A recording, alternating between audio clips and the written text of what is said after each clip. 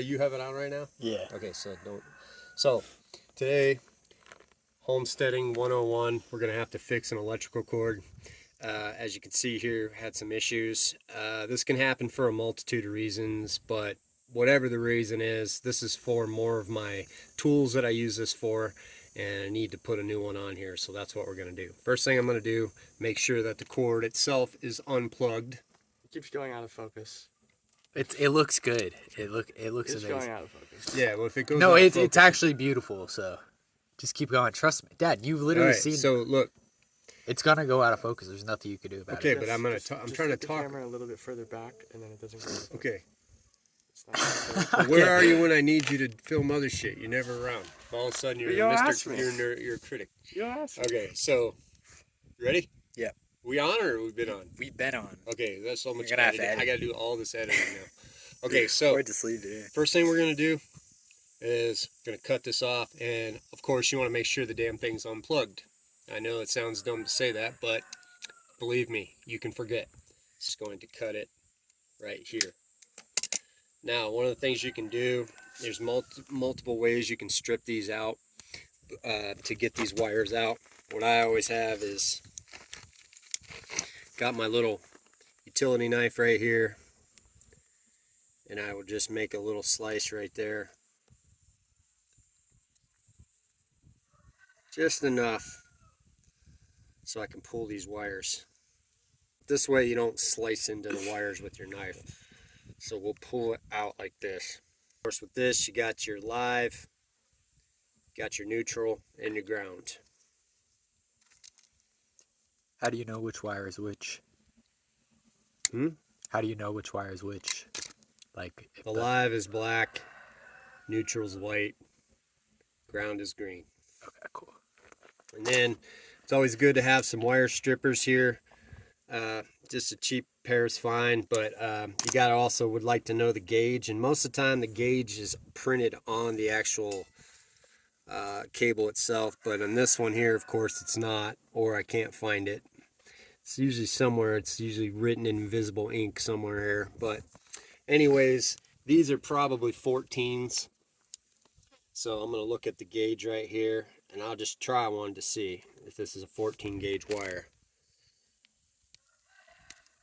And it is a 14 gauge. So what I got to do here is I want to strip these up like this to about there.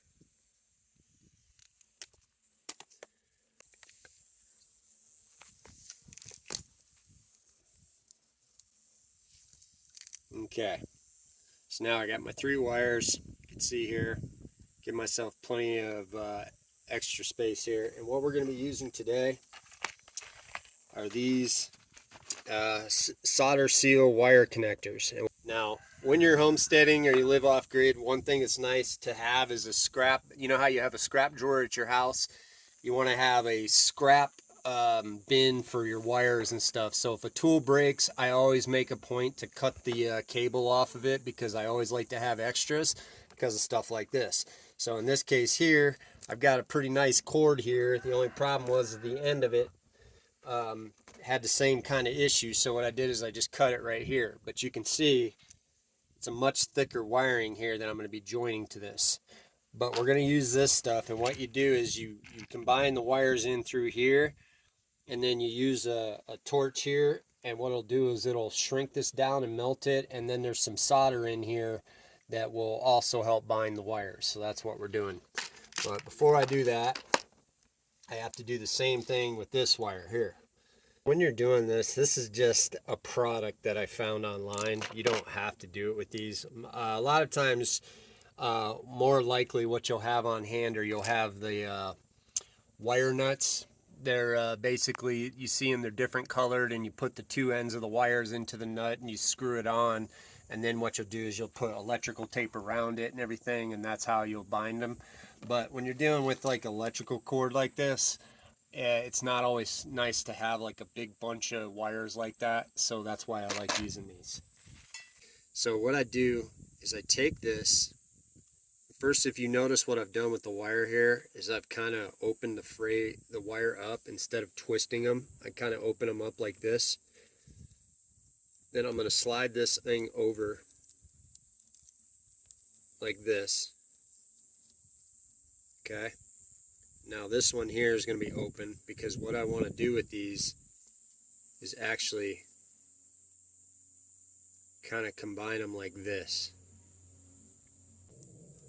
What I'm going to do is just kind of, once I got them intertwined like that, I'm going to do this, twist them a little bit, kind of give them a nice little togetherness there.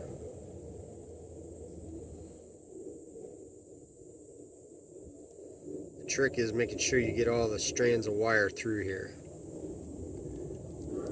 Okay, now what I'm going to do is center the solder over the middle of the wire like this. Then I'm going to turn on my torch. I just have a little propane torch here that I use for soldering and things like that.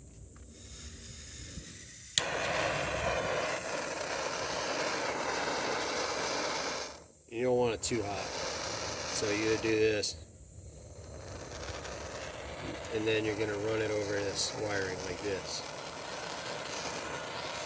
And you're gonna watch to see that solder melt. See how it melted there? That's what I want. But you don't want it too hot. It will melt through the wire like there.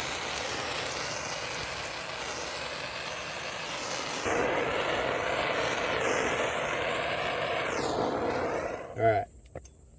Now, I go to pull on this. See, it's nice and tight. See that the solder melted in there. Wire's good to go. I'll take some electrical tape. Better to have a pair of scissors, but I don't have a pair out here right now. Now I'm just going to do a nice little tight wrap around with this just to give it some extra insulation there.